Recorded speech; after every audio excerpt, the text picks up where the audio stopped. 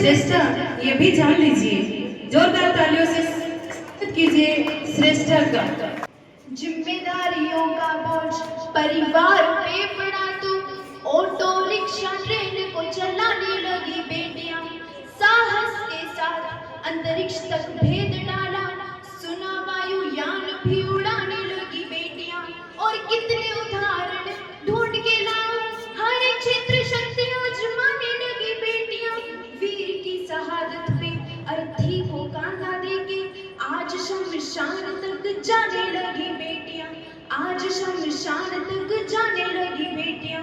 जी हाँ, इसी बात का समर्थन करते हुए मैं मंच पर आसीन श्रीमान निर्देशक महोदय, दोनों माध्यमों के प्रिंसिपल मैडम, चेयरपर्सन ममता मैडम, मेरे आदरणीय आचार्यगण व मेरे प्रिय भाइयों और बहनों, आज इस वाद विवाद प्रतियोगिता में वंश परंपरा को बढ़ाने के लिए पुत्र संतति आवश्यक है, इसके विपक्ष में मैं अपने विचार प्रस्तुत करना चाहती हूँ। श्रीमान, विधाता की इस अनोखी सृष्टि में नर और नारी जीवन रथ के दो ऐसे पहिए हैं जो दाम्पत्य बंधन में बनकर सृष्टि प्रक्रिया को आगे बढ़ाते हैं।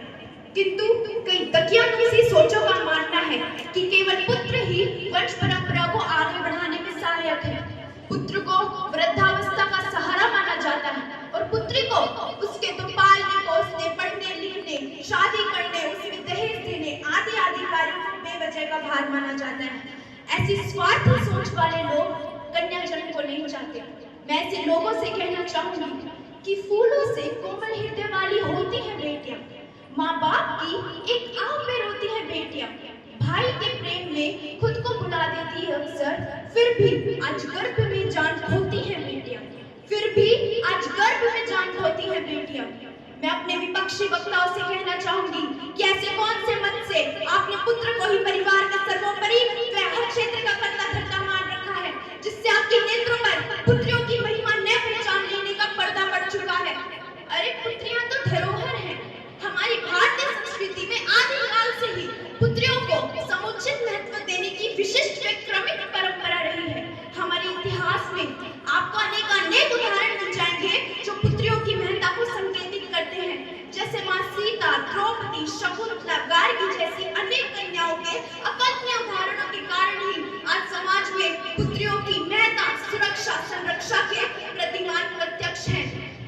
किंतु आज कहीं न कहीं हमारा समाज ऐसी वैचारिक दृष्टि के कारण काफी दूषित, मलिन और संकीर्ण होता जा रहा है। पुत्र को वंश परंपरा आगे बढ़ाने वाला समझकर भ्रूण हत्या जैसे भयावह कुकृत्य होते हैं, जिससे पुरुष व स्त्री के लिंगानुपात पर भारी अंतर आ चुका है।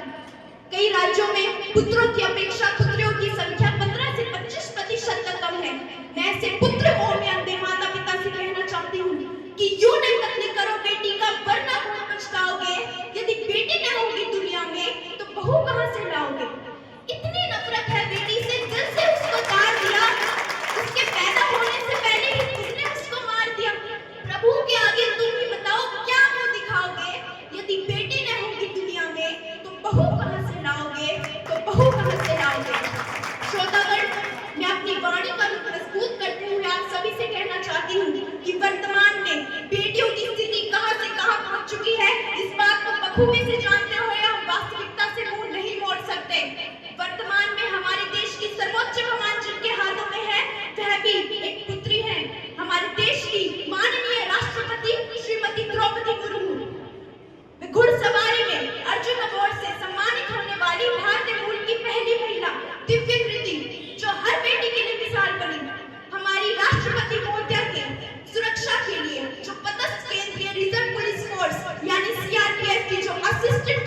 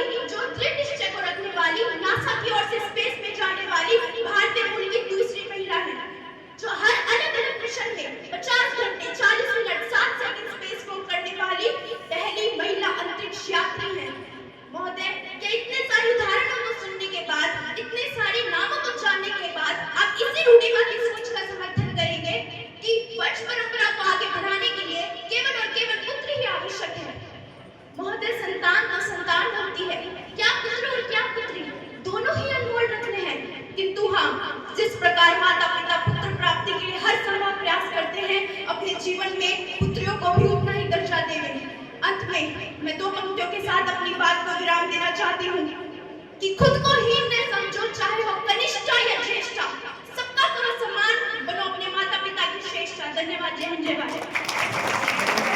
बहुत बहुत धन्यवाद श्रेष्ठ। एक बार फिर से जोरदार तालियां श्रेष्ठ के लिए।